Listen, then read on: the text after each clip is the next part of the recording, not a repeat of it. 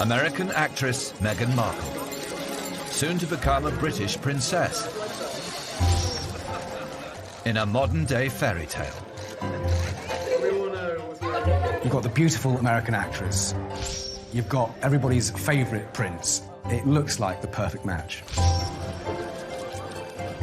Meghan and Harry's big day will be the latest show-stopping royal wedding, enjoyed by hundreds of millions around the globe. Royals do pomp and pageantry like no one else, and they do weddings like no one else. Every royal wedding is staged under a strict set of rules, drawn up with military precision and steeped in history. In this programme, the secrets of the royal brides are revealed by royal insiders. From the dress designer... The most exciting part of any royal wedding is seeing the bride in her dress for the first time. To the wedding singer. It was a very exciting time, one of the highlights of anyone's life. The butler. To the cook. When Harry was quite small, he came into the kitchen looking for treacle tart, saying, "Mummy says it's okay." Producing Harry and Meghan's fairy tale wedding will require a small army, and nothing but perfection will suffice. They know the world is going to be watching. Make the slightest slip, everyone is going to know about it.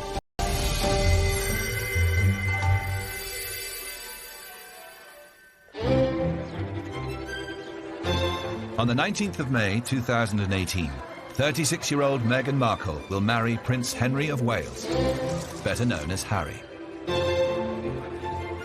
The wedding of the actress and the prince will mark the culmination of 5 months of intensive planning, and comes less than 2 years after the pair first met at a club in central London. We believe Harry and Meghan were introduced by a mutual best friend. We know that Meghan was moving in pretty aristocratic circles whenever she came over to London, very well connected and in tune with some of Harry's circle as well. The couple, out of respect for the person that match-made them, has never named the matchmaker, but the couple have, of course, said that they did go on this date. It went very well, and I think within a few hours they were planning on going on holiday together. A month later, the pair were on safari in Botswana, and the relationship quickly became serious. I think that both Harry and Meghan, they were both astonished at how quickly their relationship developed and how deeply they felt for one another almost from the get-go. But this future princess had a very unroyal upbringing. Born in LA in 1981, she was raised mainly by her mother, who took on various jobs to make ends meet. Harry's very different family background meant this relationship would be anything but normal. I have no more obstacles to get around than asking permission from the girl's father. In the case of royal men, they do have to ask permission of the Queen, of their sovereign, who has been known to say no. In the case of her own sister, she refused her permission to marry the divorcee Peter Townsend way back in the 1950s. Okay, great.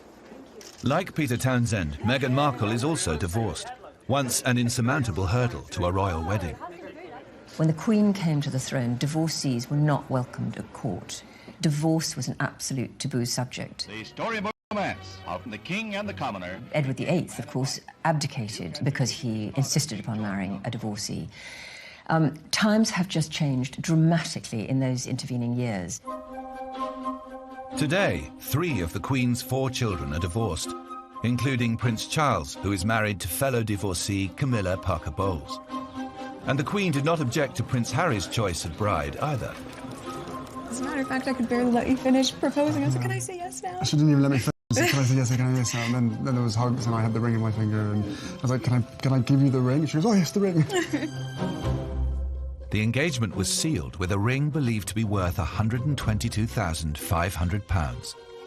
Well, Meghan's ring is incredibly beautiful. It was a newly designed piece and very romantically designed by Harry, who had apparently sourced the main diamond in the ring on a recent visit to Botswana. But what was so lovely about the ring was that on either side of the main ring were 2 beautiful diamonds from Diana's personal collection, so that, you know, she can be remembered in his engagement ring as well. Diana herself reportedly took a less sentimental approach to selecting her engagement ring. They bought a box of rings from Garrard, the crown jeweller, for Diana and Charles to look at, and she said later, but this is very Diana, I just picked the biggest one. Wonderful sapphire and diamond.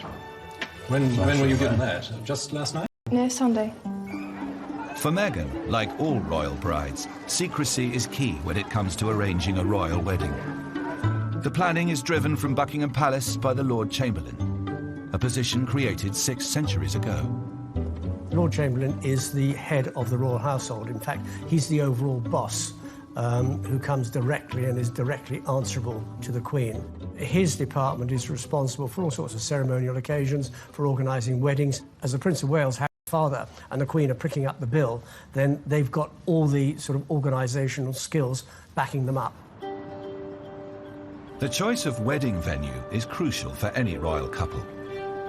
The most common venue is Westminster Abbey. It was where the Queen was married, it was where Prince William was married, it's where Diana's there. Westminster Abbey has been hosting royal weddings since 1100.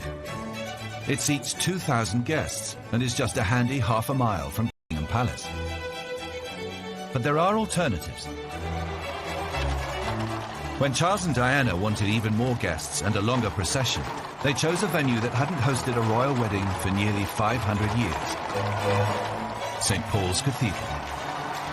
Prince Charles decided when he married Diana to use St. Paul's Cathedral, and there was a lot of argument about whether that was going to be too expensive in order to secure the route with soldiers. And he particularly wanted to use St. Paul's so that more people would be able to come into the capital and see the wedding for themselves or see part of the procession. 3,500 guests watched Charles and Diana's wedding inside St. Paul's. 600,000 lined the 2-mile route to Buckingham Palace. Harry and Meghan have decided on a different venue. St. George's Chapel in Windsor. It has seen royal christenings, weddings and funerals, including the christening of Harry himself and the burial of the Queen Mother. The Reverend Canon John Ovenden was based at St. George's as the Queen's chaplain. I think Harry and Meghan wanted something a little more intimate. And they wanted, to cram everybody in. And that's rather nice, to be able to do that. And it's a homely place. It's a homely environment because, the Queen considers that to be, her home. She loves Windsor. I think from the outset they both wanted a smaller, more intimate family wedding, and St George's does have precedents for that. Harry's uncle, Prince Edward, married Sophie Rhys-Jones at St George's Chapel, and also his other cousin Peter Phillips, who married Autumn Kelly. And if you look at all of those family weddings, they really do feel like family weddings.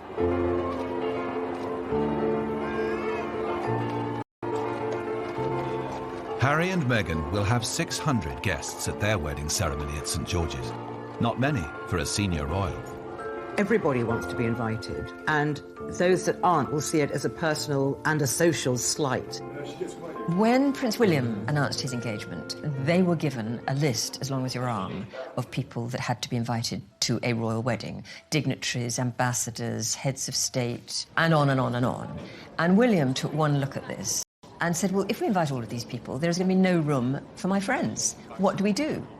He then went to the Queen, and the Queen said, what you do is you put that list in the bin, you invite all your friends, and if you've got space after that... There is a bit of potential for controversy because both are close, well, Harry particularly is very close to Michelle and Barack Obama, and I'm told had wanted to invite them to his wedding. But, of course, that could have put a possible diplomatic storm on the map with... But I think you're going to see quite a smattering of stardust because, of course, Meghan is a well-known actress and she's got a lot of well-known friends. And it's going to be that wonderful combination of royalty and celebrity, so it's quite an irresistible mix. The invites themselves are produced by royal printers Barnard and Westwood.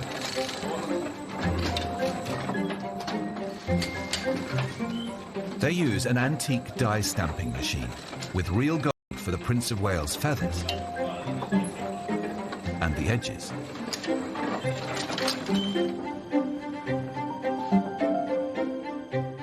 Prince Charles's former butler, Grant Harold, still has his invite to the 2005 wedding of his boss, to Camilla Parker Bowles. This is the actual invitation, still in pristine condition, all handwritten at the front. The Lord Chamberlain sends out the invitations on behalf, well, he's commanded the Queen says he's commanded, because if you get an invitation from another member of the royal family, it'll be a case of request your pleasure. The Queen would send a command. Of course, today, if you don't turn up, they're not going to suddenly have you beheaded or take you off to one of the Tower of London or something. When the wedding day finally dawns, the pressure will be on. Coming up, we reveal a battle against time for the royal wedding team. And a battle against nerves, one royal bride. She hid under the duvet and absolutely refused to come out. She was so frightened.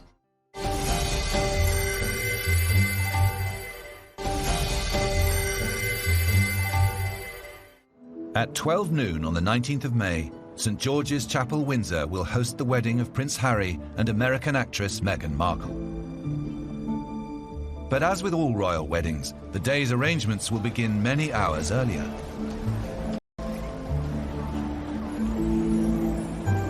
In 1981, Diana's dressmaker, Elizabeth Emanuel, arrived at Clarence House at 8 a.m. to meet the bride. Well, Diana didn't appear to be nervous at all, actually. Dave and I were nervous. Well, I was nervous. The Queen Mother was there, I remember, and we were dashing around, probably making a lot of noise, thumping on the floor. So she gave us a few cross looks every so often. So it was just getting a bride ready for the big day, as we would with any other bride, really. Except we were in Clarence House and the Queen Mother was there, you know. We could hear the crowds outside, so the atmosphere was very different, certainly. 4 years later, his new bride was anything but. Camilla spent the night before her wedding at Clarence House.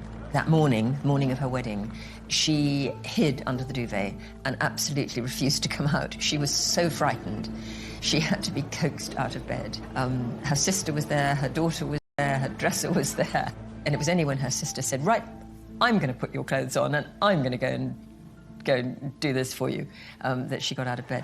She was terrified, and quite rightly. Nobody knew what kind of reception she was going to get. To head off criticism, the two divorcees chose to marry in a civil ceremony at Windsor's Guildhall. 20,000 well-wishers gathered to cheer Camilla's arrival.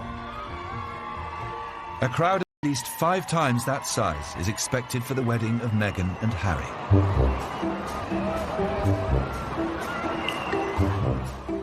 And according to royal wedding superfan Anita Atkinson, they should arrive early. The 2011 wedding of William and Kate. I was on the pavement outside of Westminster Abbey for 4 days, 3 nights, in my Union Jack tent, and it was incredible. And Anita knows the secret of how to get the best view at a royal wedding, and keep it. For anyone who wants to go to Harry and Meghan's, you've really got to get there early. And you have to manage your spot. You've got to guard it with your life. Because you can guarantee that at the last minute, you'll get someone coming in and saying, oh, can the bairn get... Well, they don't say bairn down in London. But can my little boy just get in there? No, because my space. My space. I've been here for 20 hours. Oh, here, can my granny get in the wheelchair? No, that's my space. You've got to guard it with your life.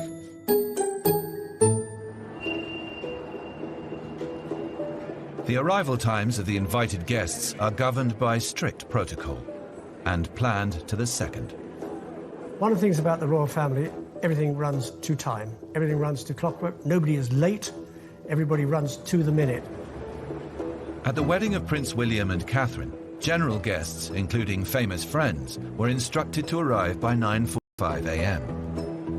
9:50 saw the arrival of senior politicians, opposition followed by the Prime Minister. At 10:15 came the first royals, the groom himself with best man Harry. The remaining royals follow in strict order of importance, culminating in heir to the throne Charles at 10:42 and the Queen at 10:45. Precisely 6 minutes later, Kate Middleton left the nearby Goring Hotel, and the waiting groom, and William was no different. The TV screens in the Abbey were actually turned off just before Kate left the hotel because she didn't want him seeing what she was wearing until she was walking up the aisle. The most exciting part of any royal wedding is seeing the bride in her dress for the first time, because the dress has been kept such a secret that when you see it, Well, that's the moment we've all been waiting for. Now, it has just been confirmed that it is Sarah Burton and Alexander McQueen who designed this dress. Royal bridal dresses have been setting trends since the wedding of Queen Victoria. At a time when most brides wore bright colours, her daring choice of ivory kick-started the British tradition of white weddings. It was a direct influence on Diana's dress designer, Elizabeth Emanuel. So this is one of the trunks. There's 3 of them.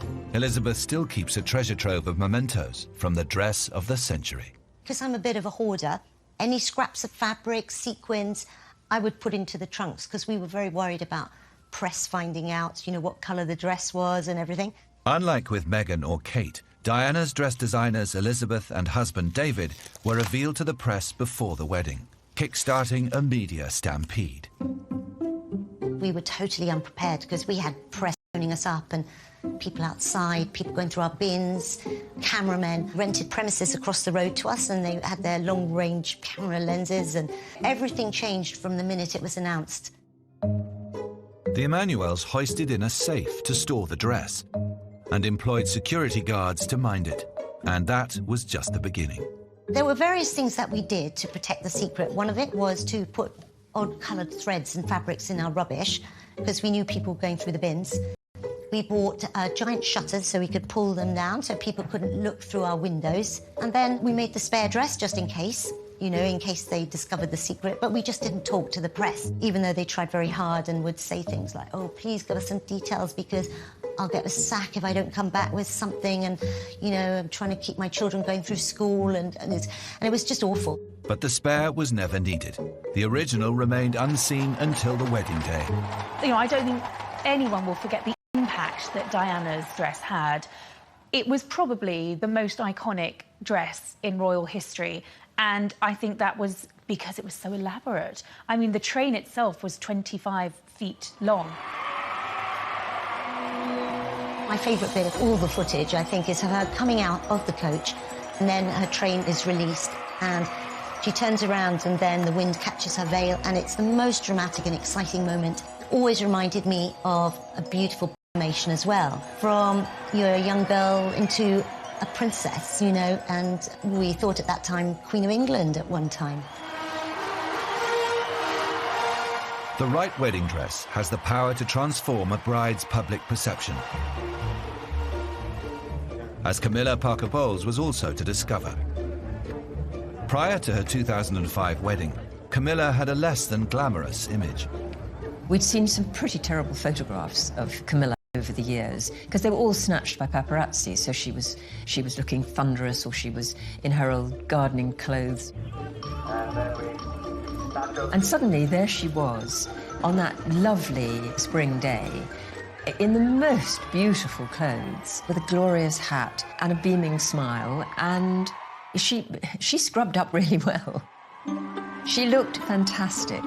It was the beginning of a complete change in her fortunes because people could hear her voice for the first time. They met her. They discovered that she was a lovely, warm, friendly, funny woman. Meghan Markle's choice of dress is the subject of intense press speculation. We know that when she does do glamour and formal wear, she does it very, very well. And I think if you look at those official engagement portraits, she spared no expense on that dress, and there are reports that her wedding dress is costing upwards of £400,000. I think you expect fairy tale, I think something dramatic, something with impact.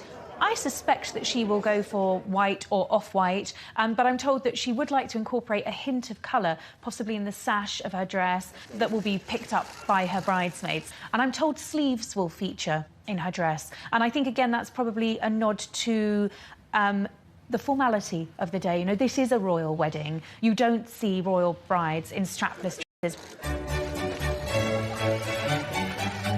Prince Harry is expected to wear ceremonial military uniform, just like his father, who wore Naval Commander full dress, and his brother, who chose the bright red tunic of the Irish Guards.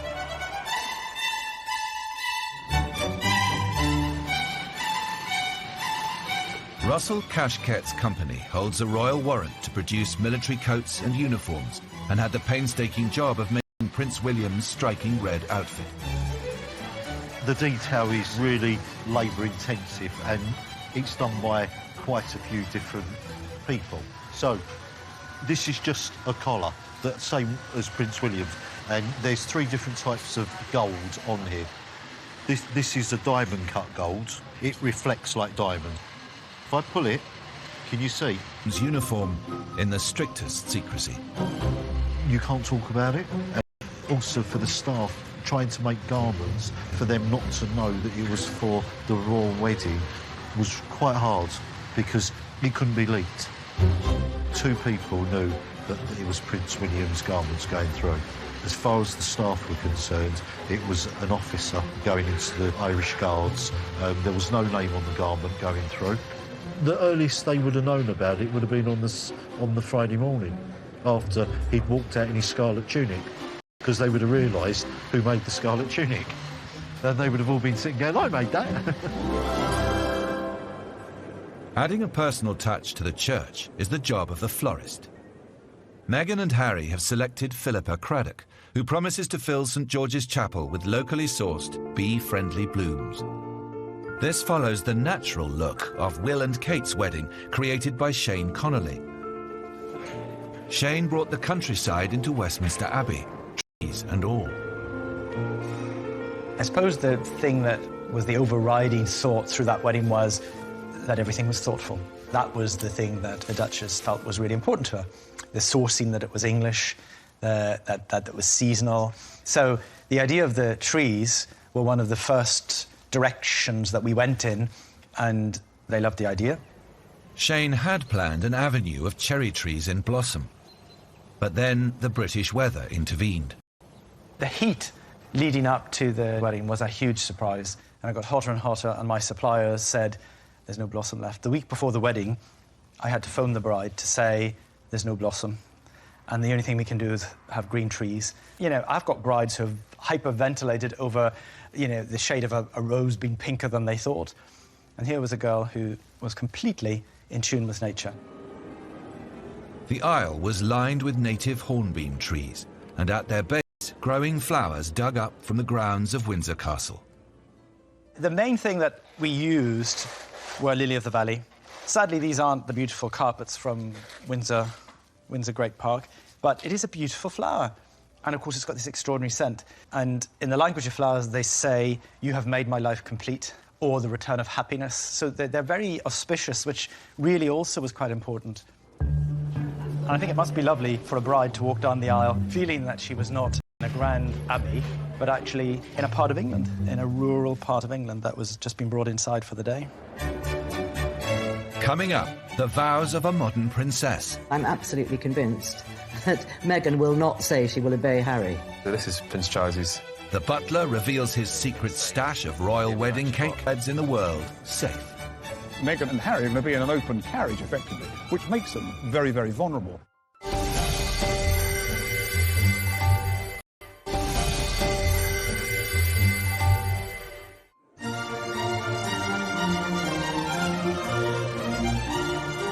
Royal weddings have become a global media phenomenon. 750 million people watched Charles and Diana marry in 1981. By 2011, viewing figures for William and Catherine were said to have reached 2 billion. Yet at the heart of this huge media event is a traditional British wedding service.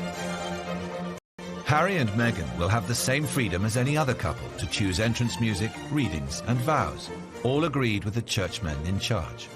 I think the Archbishop of Canterbury is going to marry them, but the Dean of Windsor, the Right Reverend David Connor, will, take a big part, and the canons of St George's will be there, and they will have sat down with a couple and worked through, what it is they want. And I think there'll be 1 or 2 surprises. Wilt thou have this woman to thy wedded wife, to live together? Wilt thou obey him and serve him, love, honour and keep him? And Elizabeth Alice Louise. Royal brides have traditionally vowed to love, honour and obey their husbands. I, Sarah Margaret. I, Sarah Margaret. Charles Philip Arthur George. Wilt thou have this woman to thy wedded wife? Yet in 1981, Princess Diana broke with 4 centuries of tradition. The vows The royal brides are purely a personal choice. Diana broke with tradition by saying love, honour and keep. I, Diana Frances. I, Diana Frances. Fergie kept the love, honour, obey. Take the Andrew Albert Christian Edward. But then stressed afterwards that she wasn't the sort of girl that would obey, but she wanted to keep the wedding ceremony as it was. To have and to hold from this day forward. To have and to hold from this day forward. For better, for worse. For better, for worse. Kate Middleton, when she married Prince William, went back to Diana's idea of love, honour and keep, and I'm absolutely convinced that Meghan will not say she will obey Harry. Wilt thou love him, comfort him, honour and keep him, in sickness and in health? I will. One tradition Meghan is likely to follow is with the choice of wedding ring. And she who shall wear it may remain faithful to each other. At royal weddings, only the bride is given a ring, Together in love until their and it is usually forged from ultra-rare Welsh gold. As far as the wedding band is concerned, I would very much expect that Meghan will be given a wedding band made of Welsh gold, because that's traditional for Welsh gold by the people of Wales, and she gives pieces of that gold to the members of her family who are marrying out. Kate wears a band of Welsh gold, and I'm sure Meghan will have the same privilege as well. It's a family tradition. With the ring, I thee wed. I thee wed. With my body, With my body, I thee honour. I thee honour. The signing of the register is the only part of the royal wedding conducted away from the cameras. It's a lull in proceedings filled with music and sometimes a show-stopping singer. Musical legend Dame Kiri Takanawa received the call-up for Charles and Diana's wedding.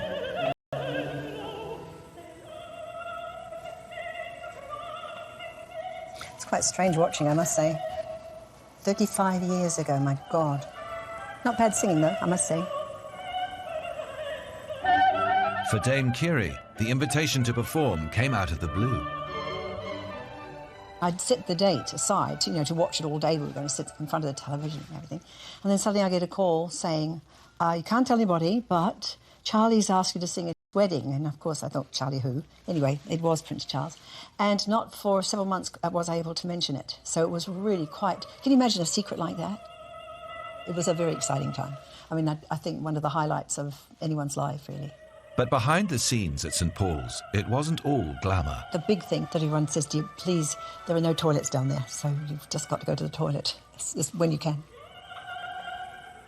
Then, of course, the worry about getting to the church in time and just going through there and hoping that I was on time and didn't fall over before I went in the church, got to the right place and stayed there. Dame Kiri's performance was heard by an estimated 750 million people around the world. It was just a one-off, magical cameo, something for my life. And if you look at it, if you look at the footage, there it is in history. It was a magic time in England, just a magic time. The royal couple usually emerge from their wedding with gifts from the Queen. New titles. When Meghan Markle marries Prince Harry, or to be exact, Prince Henry of Wales, she will become Princess Henry of Wales. So we don't call her Princess Meghan, it'll be Princess Henry of Wales. However, to add to the confusion, this might only be for a few moments, because possibly on the day, the Queen will give them an official new title. So it might be, for example, the Duke and Duchess of Clarence or the Duke and Duchess Sussex. Who knows, we'll find out. So it's going to be a bit of a tricky time to keep up with what the actual title is. Harry and Meghan will follow tradition with an open-topped, horse-drawn carriage drive.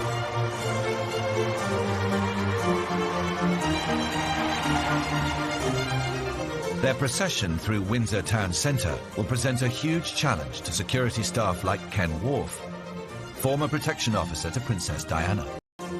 Well, when Meghan and Harry leave the gates here at Windsor Castle, from the total safety of Windsor Castle, you're really stepping into the unknown here.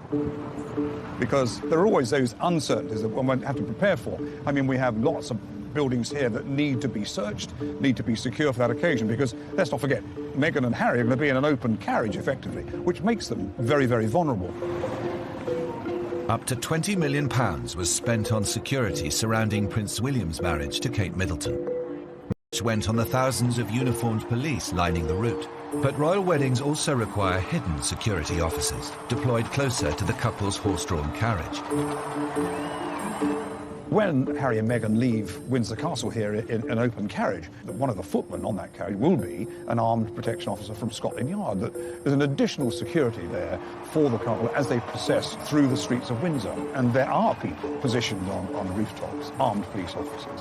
And there are individuals in plain clothes amongst the crowd looking for that individual that might be tempted to do something stupid. Meghan and Harry's wedding has prompted the largest security operation in the history of Thames Valley Police.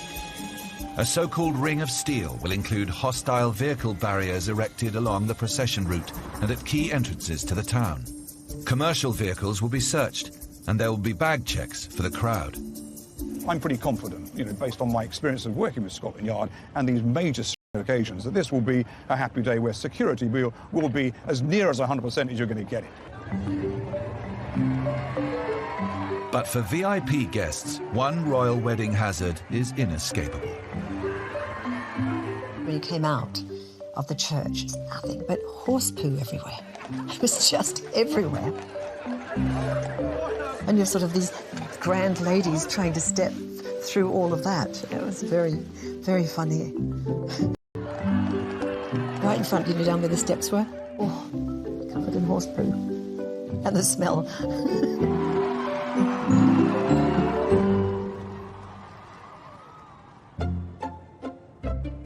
After the procession, 600 guests will join Harry and Meghan inside Windsor Castle at St George's Hall. Here they will find a vast dining table set for a 3-course dinner, all expertly laid by staff like former royal butler Grant Harold. So here what I've done is I've put down a main coin first, and again you use what I call my golden rule inch roll, which is where you put the thumb at the edge of the table from the knuckle to the tip, so that's about 1 inch, and then I'm going to build the cutlery around that. The whole table laying process takes 2 days and is rounded off by napkins given a suitably royal fold. I do the fleur-de-lis or Prince of Wales feathers. Here's the bit. We're going to flip it over, tuck it in at the back, and bring the sides down.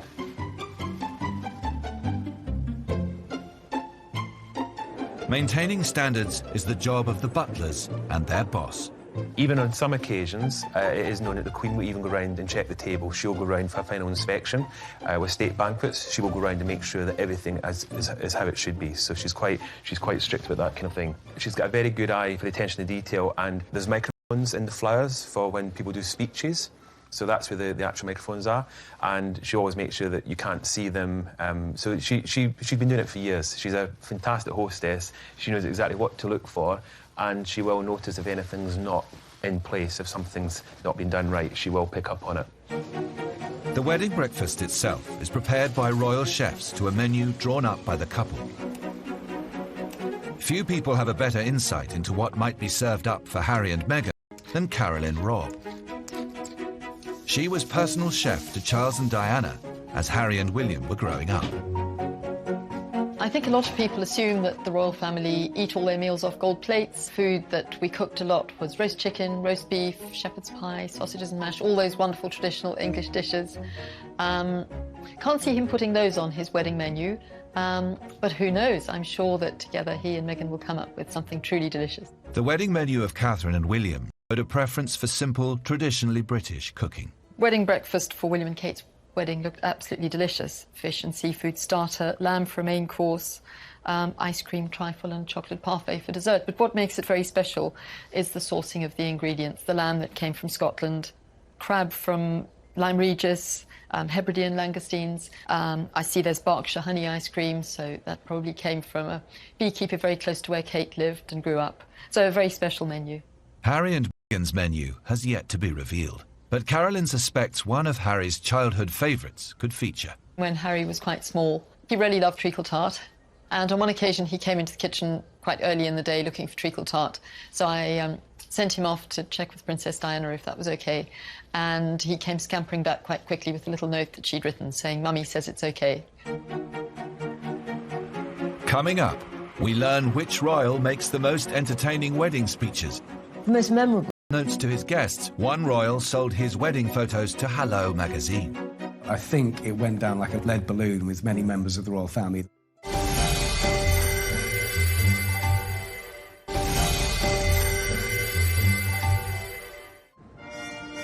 On the 19th of May, Windsor Castle will host the new royal bride and groom's wedding banquet.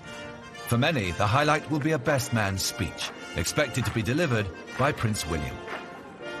But according to royal insiders, he'll struggle to outshine his own best man. The most memorable speaker, I think, at royal weddings that I'm aware of has been Prince Harry. He apparently had the whole room in absolute stitches. Now, he wrote that speech while he was in the Arctic, walking with the Wounded. Anyway, he came back, pushed it on paper, ran it past Chelsea, his girlfriend at the time, who said it was wonderful, but there was one reference in there that she felt was a little too far, which was to Kate's killer legs.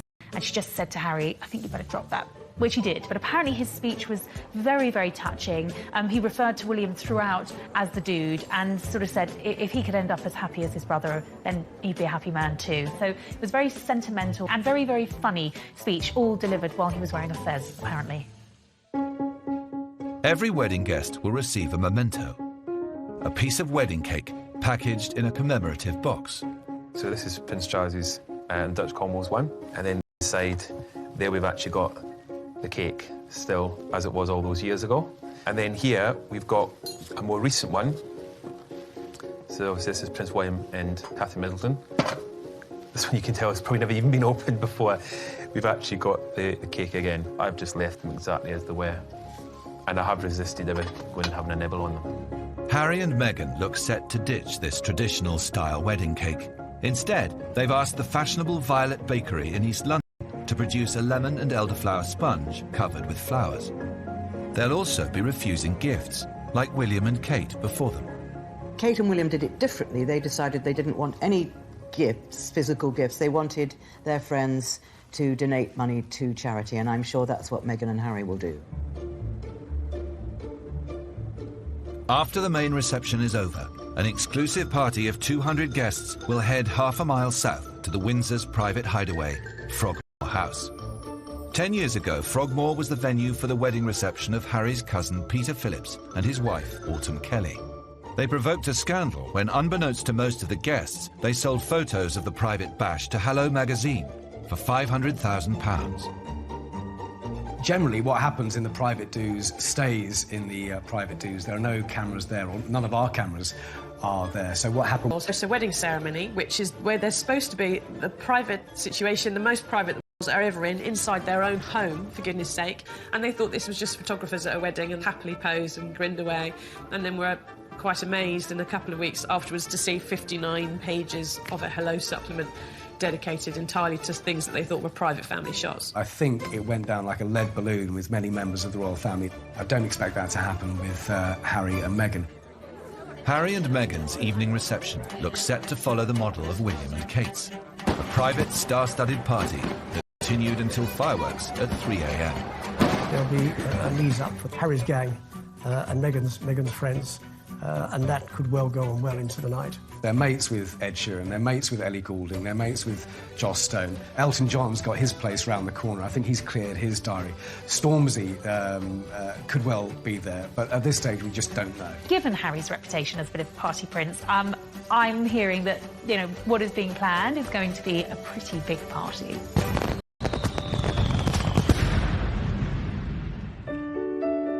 A royal wedding is not just an unforgettable occasion for the nation. It is also a deeply personal event for the royal bride and groom. One of the loveliest stories of the royal wedding was that once William and Kate had left their wedding breakfast and they turned on the royal wedding, they'd recorded it and they watched the playback, and that apparently was one of the real highlights of their day. And I think in that respect, they're just like everyone else. Key thing, obviously, is to love the person you're marrying. Charles and Diana hardly knew each other when they got married. She was still calling him Sir. That has not happened with her boys. Harry and Meghan, as long as they carry on the way they are now, they will be highly successful. Don't try and change just because you're a married couple. Be yourselves and be the way you are now, and you'll succeed.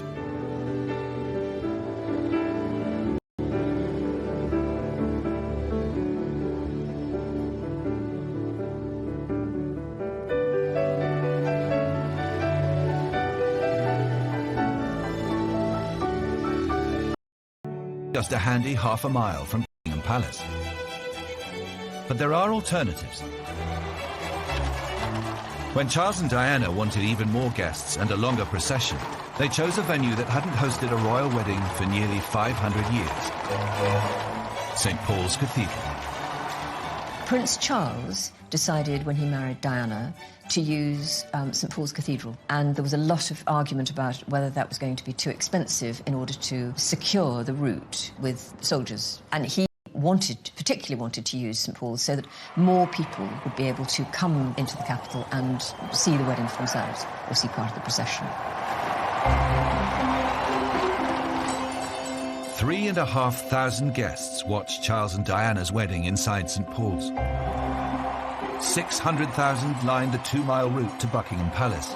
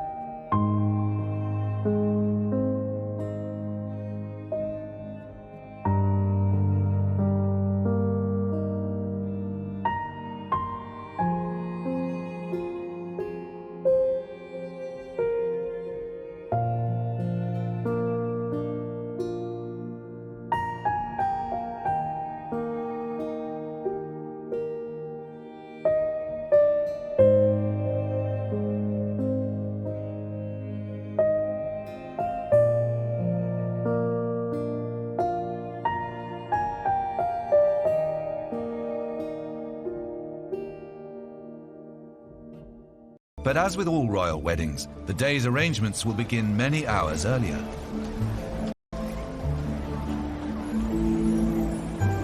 In 1981, Diana's dressmaker, Elizabeth Emanuel, arrived at Clarence House at 8 a.m. to meet the bride. Well, Diana didn't appear to be nervous at all, actually. Dave and I were nervous. Well, I was nervous. The Queen Mother was there, I remember, and we were dashing around, probably making a lot of noise, thumping on the floor.